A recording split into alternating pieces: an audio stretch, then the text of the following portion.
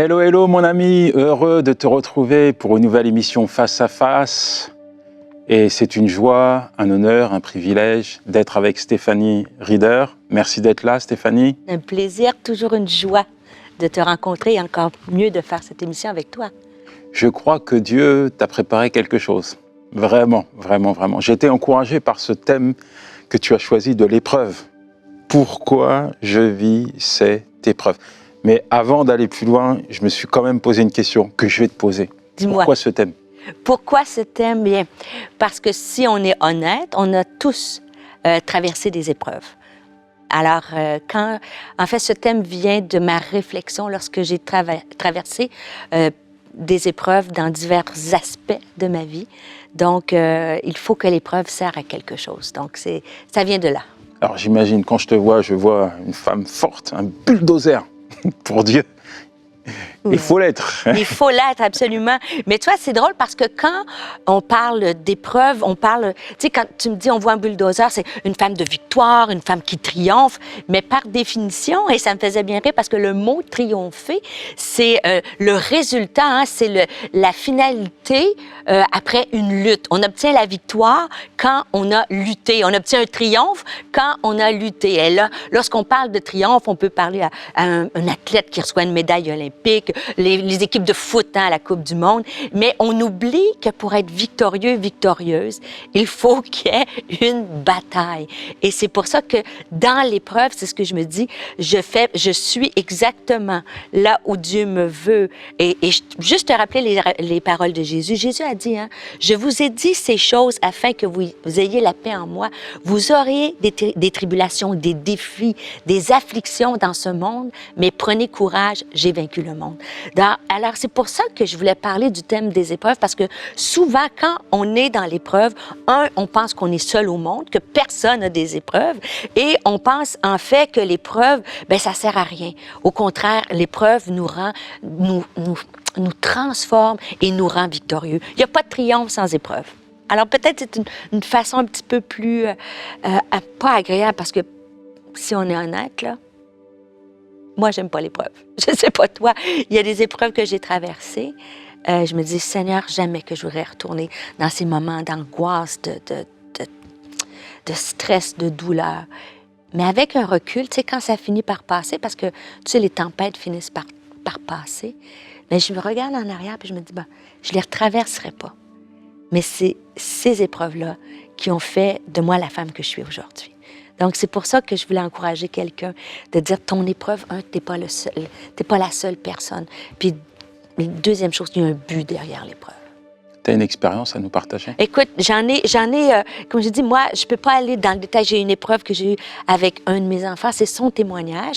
Il est en train d'écrire son témoignage, mais tu sais, l'épreuve qui touche nos enfants, c'est la plus grande épreuve. Et mon fils luttait avec des problèmes d'anxiété de toutes sortes qui l'ont amené à faire des mauvais choix.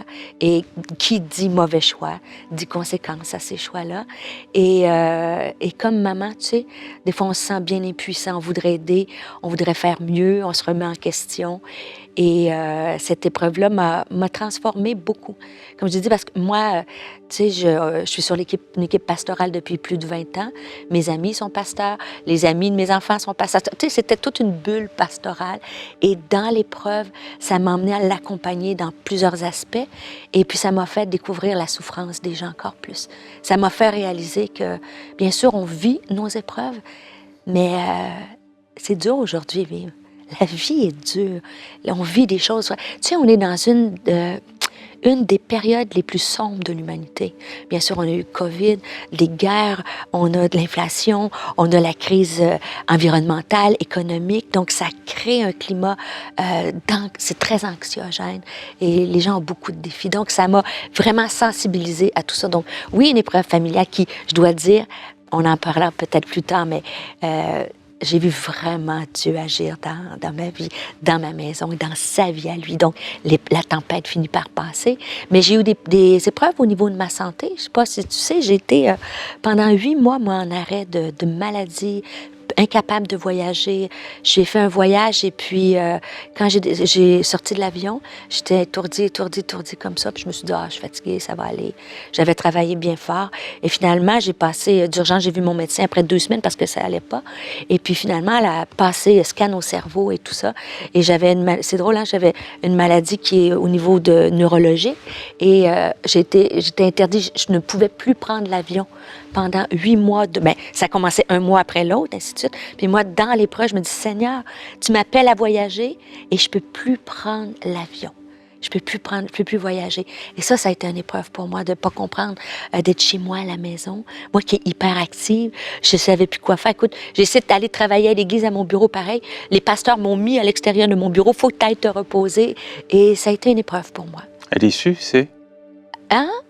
Dieu intervient, te relève, te guérit? Dieu, la dame, elle m'a dit, pour vous, ça va être... La dame, le médecin, après le scan, tu vois, l'infirmière me rappelle, et elle me dit, on a une bonne nouvelle, Stéphanie, pour toi. J'ai dit oui. Elle dit, on n'a rien trouvé au cerveau. J'ai dit, tant mieux, mais au moins pas un peu de matière grise, mais je faisais des blagues. Mais la bonne nouvelle, et finalement, au niveau neurologique, il n'y avait rien. Et elle m'a dit, ça va prendre des années avant de reprendre l'avion. Et ça a pris 8 mois, mais Dieu m'a complètement relevé. Maintenant, je l'avion, l'Afrique, le ci, le ça. Oui, Dieu m'a relevé, mais tu sais, c'est difficile d'aller dans le détail. Au sein de l'épreuve, Dieu te donne la preuve de sa fidélité. Oui. Au sein de l'épreuve, et il faut en être convaincu. Parce que Rick Warren, j'aime cette citation-là, tu sais que lui a perdu son fils s'est enlevé la vie. Imagine, l'homme qui a écrit Une vie, une passion, une destinée, un best-seller à travers le monde. Et son fils, par des problèmes de dépression, s'est enlevé la vie, c'est public sur Internet, tout ça.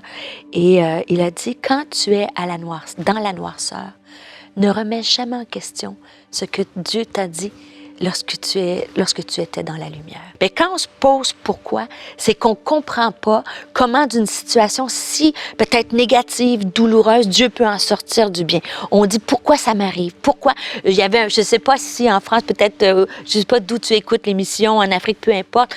Nous, au Québec, il y a une expression très québécoise, ma mère, elle disait, je ne sais pas ce que j'ai fait au bon Dieu pour mériter ça, tu vois? Donc, et c'est là qu'on trompe. C'est comme si Dieu envoyait une épreuve qu'on avait mal fait, que c'était notre faute, puis là, on cherche des pourquoi. Puis en fait, des fois, on a des épreuves qui sont des conséquences de nos actions. Je ne parle pas de cette épreuve-là. Je parle d'une épreuve de la vie, une maladie, un deuil, un enfant qui s'éloigne d'une injustice, une perte, tu sais, une épreuve financière. Et des fois, on n'a pas mérité l'épreuve et on se pose la question, pourquoi tu as permis ça, Seigneur? Pourquoi? Et malheureusement, on n'aura jamais la réponse à cette question-là. Des fois, peut-être oui, mais souvent, ça va être qu'au ciel qu'on va comprendre le pourquoi. Et sais-tu pourquoi? Quelle personne m'a fait comprendre ça? Moi, au cours de mes fonctions pastorales, j'ai accompagné au tout début la première femme qui est venue m'écouter dans une conférence. C'est une femme qui a marqué mon ministère et marqué ma vie.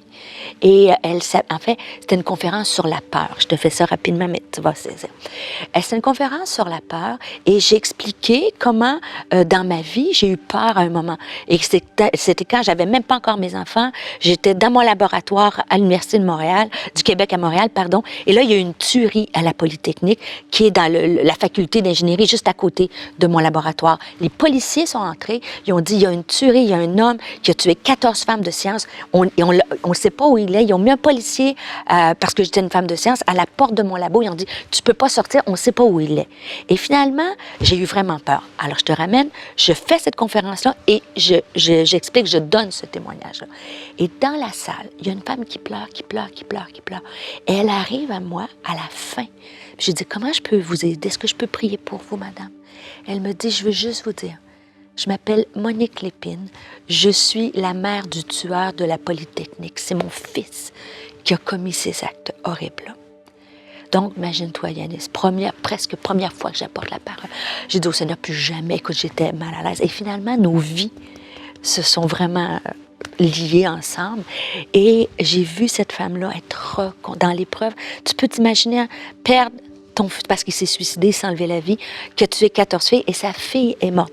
Est décédée d'une overdose. Et finalement, cette femme-là, quand je l'écoutais dans mon bureau, que j'essayais d'emmener la grâce puis de l'encourager dans son épreuve, c'est elle qui m'a dit, Stéphanie, le pourquoi, je me suis demandé pourquoi moi, pourquoi mes enfants. Elle a dit, j'aurai jamais la réponse. Puis elle dit, pendant des années, j'ai été paralysée par les pourquoi. Et maintenant, je me dis, pourquoi? Au lieu de dire la question, tu te demandes, à quoi l'épreuve va-t-elle servir? Et elle m'a tellement impactée. Elle pensait que c'est moi qui lui faisais du bien, mais elle a vraiment marqué. Alors, quand l'épreuve arrive, je me dis, j'ai pas le pourquoi, la raison. Et peut-être toi, tu écoutes cette émission, puis tu te poses, tu es pris dans ce cercle-là, tu tournes dans le pourquoi. Mais arrête aujourd'hui et demande à Dieu qu'il te demande pourquoi. À quoi cette épreuve va-t-elle servir? On va prier. Ouais. Toutes ces personnes qui traversent une épreuve et qui sont dans l'incompréhension. Je crois que Dieu se sert de l'épreuve pour se révéler à toi, pour te montrer qu'il est fidèle, qu'il est ton berger, qu'il prend soin de toi. Et il faut vraiment qu'au sein de cette épreuve, tu puisses rester proche de Dieu. Ne laisse pas l'épreuve te déstabiliser, te pousser loin de Dieu. Il est là, il est présent. Est-ce que tu peux prier? Ouais. Seigneur mon Dieu, je viens devant toi. Je viens devant toi. Toi qui es un bon Père, toi qui es aimant, toi qui es souverain, Seigneur. Seigneur, je te prie pour un homme, une femme, en ce moment, à l'écoute, Seigneur, de notre voix, de cette émission, Seigneur. En ce moment, je te prie, Seigneur, je te prie avec l'autorité que tu me donnes dans le nom de Jésus. Seigneur, je te prie que tu viennes consoler. Je te prie que le Saint-Esprit, le Paraclétos, celui qui nous aide à continuer la course, le consolateur, puisse venir en ce moment consoler mon ami aujourd'hui. Seigneur, viens, Seigneur, enlever les pourquoi. Je te prie, Seigneur, que tu enlèves toute condamnation, Seigneur. Seigneur, je te prie que tu viennes changer les deuils en allégresse, que tu viennes mettre une huile d'onction de guérison.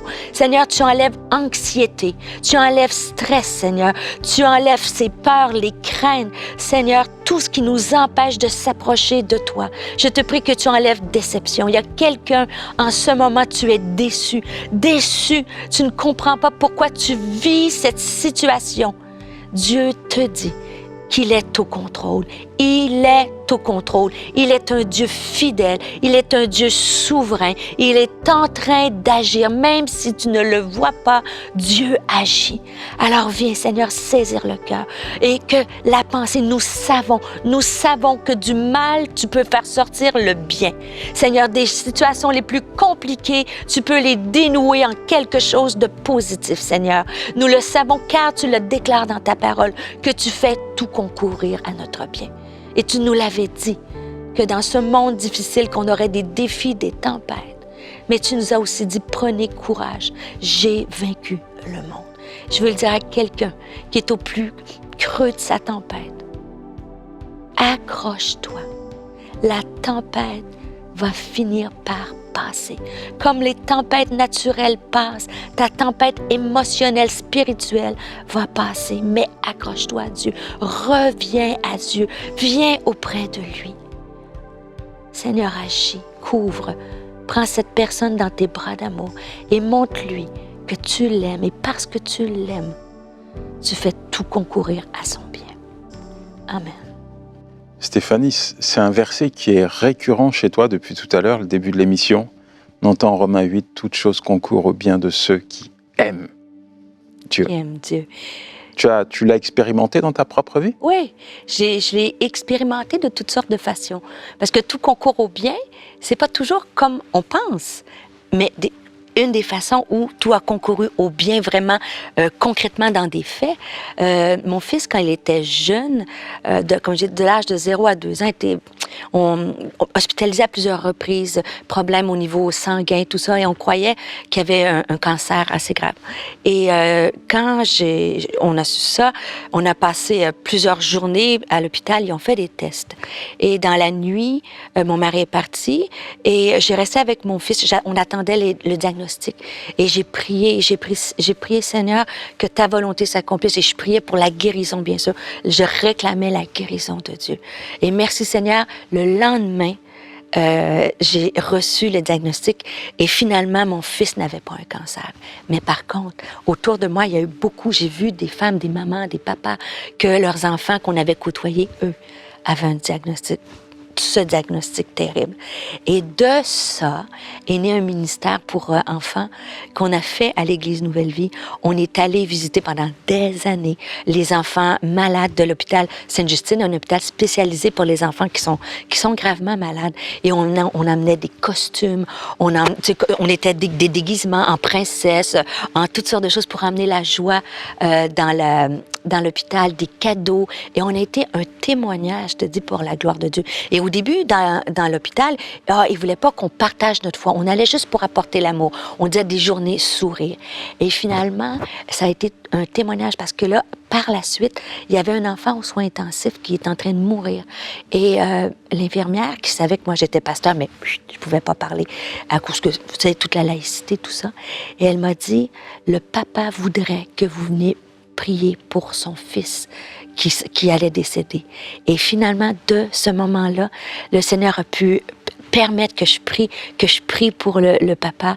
Et le papa a été touché, donné sa vie à Jésus.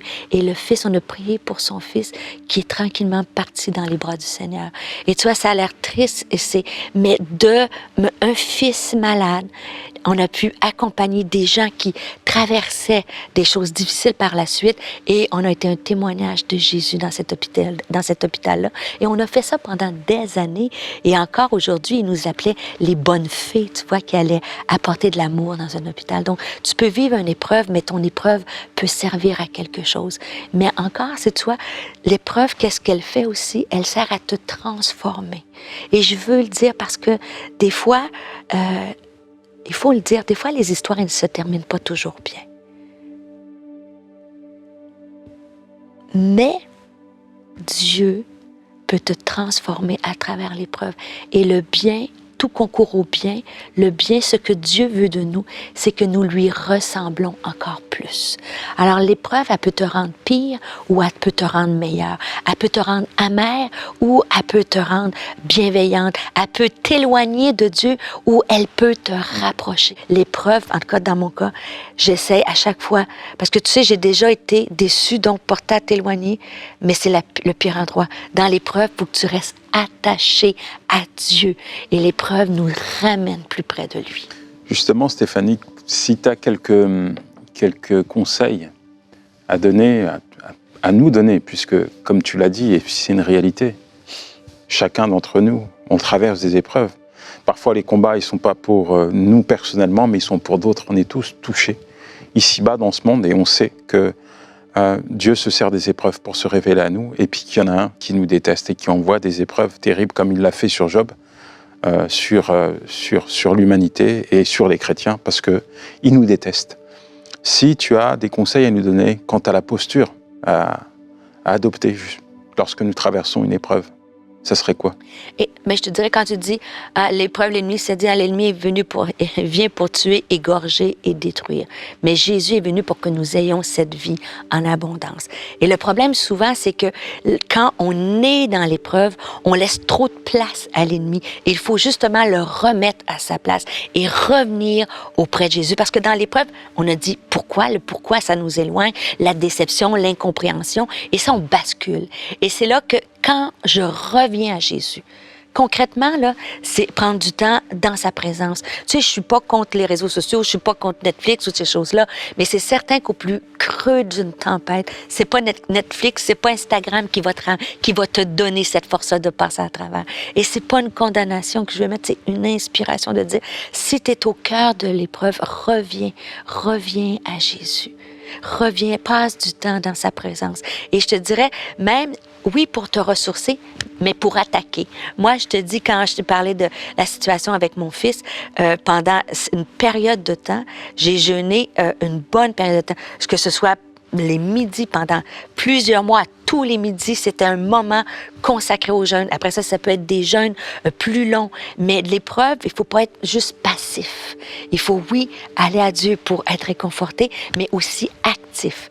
Actif, parce qu'avec Dieu, tout est possible. Et garder la pensée qu'avec Dieu, tout est possible. Il faut enlever cet esprit, parce que l'épreuve a créé une pensée de défaite, tu sais, aussi de protection. J'ai peur d'être déçue, donc, tu sais, je vais pas oser prier encore. J'ai trop de peine tout d'un coup que ça n'arrive pas. Au contraire, Jésus est venu pour nous donner la vie. Donc oui, dans sa présence, nourrir par la parole, par des émissions, bien sûr, aller à l'église.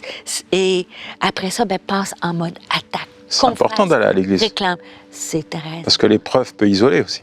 C'est ce que je disais tout à l'heure. L'épreuve, l'incompréhension, la déception, ça nous éloigne de Dieu. On vient, et c'est ça que c'est l'antidote. Faut pas rester dans cet état-là. Il faut prendre, et des fois, là, c'est juste, ça tient un cheveu, mais la grâce, Seigneur, donne-moi la force. Et tu commences tranquillement. Reviens à l'église. Reviens à lire ta parole. Enlève la poussière sur ta Bible. Reviens au cœur. C'est là que tu peux pas t'en sortir si tu t'accroches pas à Dieu. Et je veux pas le donner je veux pas faire un « il faut ». Mais des fois, il faut pas attendre que l'émotion. Tu sais, on se dit, oh, je le sens, là, je vais aller à l'église ce matin, je le sens. Moi, ma vie, là, c'est rare, c'est de plus en plus, je vais te dire. Je ne vis pas ma vie sur les sentiments. Les sentiments. Donc, ce que je ressens, si j'attends que ça me tente de jeûner, ça me tentera pas. Si j'attends que ça me tente de lire la parole, des fois, ça peut me tenter avec un bon café, mais des fois, c'est un combat. Dans le temps qu'on a aujourd'hui, tu écoutes peut-être cette émission, tu travailles, tu as plein de choses à faire. Il faut que ça devienne une décision. Une décision de dire, j'écoute pas mes émotions, mais je le fais. Et ma vie repose pas sur mes émotions, elle repose sur ce qui est écrit dans la parole de Dieu. C'est sur les promesses de Dieu. Dieu n'est pas un homme pour mentir. Il dit, si il est avec nous, qui sera contre nous? Et si Dieu est le Dieu de toute possibilité. Et sais-tu, moi, quand je suis dans l'épreuve, qu'est-ce qui m'aide? C'est lorsque je regarde au ciel, puis je regarde, c'est ça, c'est mon côté scientifique, puis je regarde la création, les milliards, la grandeur de l'univers. Tu sais, en ce moment, là, ils nous ont rapporté le nouveau télescope, le James Webb, il y a des images de cet infini univers. Puis je me dis, si Dieu peut avoir créé ça, barré à partir de rien, il a créé tout à partir de rien, l'ordre dans le chaos, avec une précision incroyable, Dieu peut prendre soin de ma maison, de mon travail, de ma vie. Il est le Dieu puissant, tout-puissant, omniscient, il connaît tout, omnipuissant, il sait tout. Donc moi, là, je suis sa fille. Et j'ai accès à cette puissance-là. Donc, l'épreuve, là, bien sûr, il faut aller prendre un temps de réconfort, puis on n'a peut-être pas toujours l'énergie. Mais des fois, écoute pas ton énergie, puis go, vas-y, puis va réclamer les promesses de Dieu pour ta maison. Moi, là, Yannis, il y a des choses que je proclame, je te le dis, à tous les jours pour ma maison. Moi et mes enfants, nous servirons l'Éternel. Moi et mes enfants. Et je le déclare, et je déclare la parole de Dieu. Et ça peut être pour ta santé, ça peut être pour des choses personnelles dans ta vie. Les plus grandes victoires sont obtenues souvent sur les genoux. Je pense que c'est la seule. Ensuite, à une reddition totale. Je pense que c'est la seule façon. Désolé. Je m'abandonne à toi, Seigneur, parce que je reconnais qu'il n'y a que toi oui. qui puisse agir dans ma vie. Oui. Puis tu sais, une des grandes victoires, là, c'est de rester près de Dieu. C'est d'être capable de l'adorer. Non pas pour ce qu'il fait, mais pour qui il est. Et souvent, malheureusement, comme croyants, notre foi, notre adoration peut être reliée à ce qu'il fait dans ma vie. C'est ça. Mais maintenant, c'est en vieillissant, peut-être c'est la sagesse, maintenant mon adoration est reliée à qui il est. Et tu sais, j'étudiais, c'est rare qu'on parle de ça, mais la plus grande victoire, c'est qu'on va passer l'éternité avec lui et que sur cette terre, nous ne sommes que de passage. Et oui, on va lutter, on va se battre, on va aller chercher le maximum de victoires. Mais ultimement, tu sais, la vraie foi pour moi, c'est soumettre ma volonté à celle de Dieu. Alors, tu sais, je connais pas tout le résultat de la victoire, mais une chose, je vais me battre pour l'obtenir, réclamer ce que Dieu en réserve pour moi. Et au final, juste m'en remettre, puis juste être dans sa présence. Il y a une personne qui m'a dit un jour, en fait, cette personne, c'est mon épouse qui faisait des hospitalisations à répétition et les médecins parfois étaient très, très durs dans leurs propos. Et j'étais encore plus déstabilisé quand je l'accompagnais au bloc opératoire. Et puis, je lui pose une question à la maison. Je lui dis, mais comment tu te sens quand tu rentres dans un bloc opératoire, que les médecins sont plutôt inquiets, etc. C'est quoi l'état de ton cœur? Elle me dit, c'est simple, je sais que quoi qu'il arrive, il n'y a rien qui va me séparer de l'amour de Dieu. Quand tu entends ça, qu'est-ce que tu vas ajouter? Ouais. Rien. Et je pense que ces paroles que Stéphanie a communiquées au travers de cette émission, elles sont pour toi, elles sont pour moi, elles sont pour nous. Et je veux, avant de te donner le mot de la fin, prendre le temps pour prier pour toi. Demander au Seigneur de venir te donner la force dont tu as besoin pour livrer ce combat. Que le Seigneur puisse te positionner dans la bonne position, la position où il souhaite te voir, sur les genoux, dans sa présence. Seigneur, merci pour ton enfant. Tu le vois, tu le connais, tu n'ignores rien de sa vie. Tu es au cœur de toutes ces réalités et je te demande maintenant de venir parler à son cœur. Donne-lui une parole, un message, Seigneur, afin de booster sa foi. Permets que son regard se tourne vers toi au milieu de la tempête, qu'il puisse s'accrocher à toi. Merci, mon Dieu, pour la victoire que tu lui donnes. Merci, Seigneur, parce que à partir d'aujourd'hui, tu lui donnes, Seigneur, de se tenir debout dans ta présence. Donne-lui chaque jour d'aller fouiller, chercher dans ta parole la nourriture qu'il lui faut pour son âme, afin d'être fortifié et renouvelé dans sa pensée. Je proclame la victoire. Je proclame, Seigneur, que tu vas l'accompagner et qu'il va triompher de cette épreuve dans le nom de Jésus. Amen, amen et amen. Merci Stéphanie.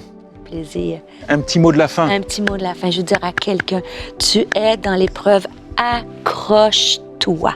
Accroche-toi. Va chercher ta force en Dieu et n'oublie jamais qu'il est le Dieu de toute possibilité. Que Dieu te bénisse. Je te donne rendez-vous la semaine prochaine pour une nouvelle émission Face à Face dans l'attente. N'oublie pas d'inviter tes amis. Prépare-toi pour cette nouvelle rencontre. Allez, ciao.